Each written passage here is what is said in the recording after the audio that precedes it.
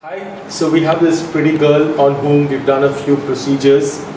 One of the things we did for her is to get the upper jaw forward, and the reason was because she had this lock with the upper lip. So if you see here carefully, the lower lip looks pouty and the upper lip is inside, and this is because the upper jaw hadn't grown enough as it should have. So we got that growth now done for her through anterior maxillary distraction or through a jaw surgery, right? And that's how she looks now. You can see how it's nicely flowing. The upper lip is forward, and we can see that the relation is much better than it is here. So that's the first thing that we've done for her. And I'm going to show you. I'm going to show you the side view. So you see now, this is a much more natural shape than this, where she has a retrusion. Even this part has come forward, so that's going to give her a slightly better look to the face. In the same point, and you'll also appreciate the same here. You see this hollowness here. She has some projection here because I've done an osteotomy, and you can see the lip, how it's moved. So that's one of the things for her. We also did another important thing for her, that was speech surgery. And I think the best way to assess a speech surgery is by asking the patient, though I can show you pictures and video fluoroscopy scans. So she just told me, Tamil சொல்றீங்களா? சரி சொல்லுங்க என்னாச்சு? இல்ல my friend இந்த ஃபோன்ல பேசும்போது சொன்னா முன்னாடி இருக்கு இப்போ நல்ல வாய்ஸ் டிஃபரன்ஸ் இருக்கு கிளியரா இருக்கு இது பண்ணி 2 மாசம் ஆகுதுல 1.5 months ஆகுது. Okay, so what she just tells me now is that her friend, when she spoke to her on the phone, she was like, her voice is very, very clear now. It was clear earlier. She probably had, I would think, 90% or above or thereabouts, but now it's pretty close to 100%. And she said that even on the phone, she's not able to make out that she has any nasality issue. So this is about speech surgery. So what exactly happens in speech surgery is the movement of the muscles.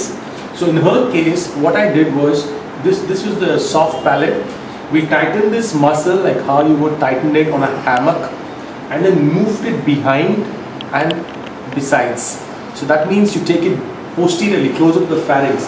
This is the wall on the back of the throat, and this is the muscle that moves against.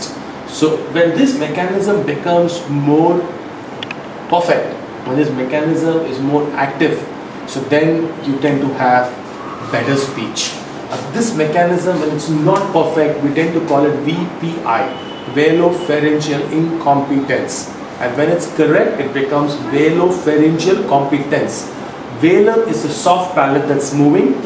Velopharyngeal, pharynx is the wall that is rigid, doesn't move as much. And then competence is obviously competence, whether it works well or it doesn't work well, right?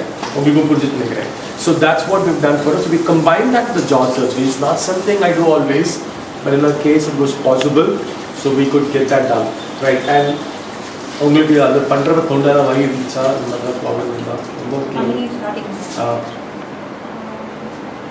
நார்மலா இல்ல operation பண்ணாம இங்க இருக்கு அந்த மாதிரி இருந்து அப்புறம் எவ்வளவு நாள் அப்புறம் நார்மலா ஃபீல் பண்ணீங்க எவ்வளவு நாள் டயட் இருந்தது 2 weeks diet.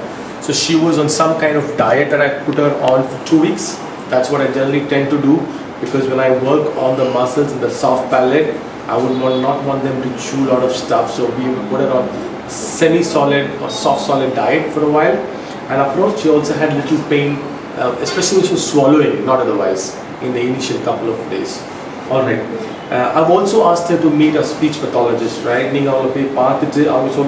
Because speech pathologists can get some training going, and as I've said, these kind of craniofacial issues always works best in a team approach.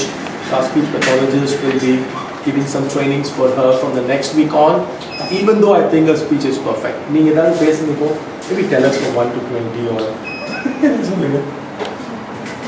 2 3 4 5 6 7 8 9 10 11 perfect. So yes, that's just for you to understand that she already has excellent speech, but we just want to make sure it's like the top notch, the best, everything possible should be possible. So that's why we're going to send her for the speech consultation also, because the speech surgery for an adult, so it's best followed with some speech therapy sessions thereafter in order to get very good results. All right. Thank you. Oh, by the way, we're also doing a dental work. So my dentist, they are doing a little bit of a smile designing. I'm going to show you how it looks now because they're not done it yet. Okay, what do you mean? So they've trimmed these teeth up after they've done some root canals, and now they're going to put some teeth to get nice smile. So you're going to have the centrals, the laterals, and the canine with the right proportion. So even that is going to be taken care of. Thank you.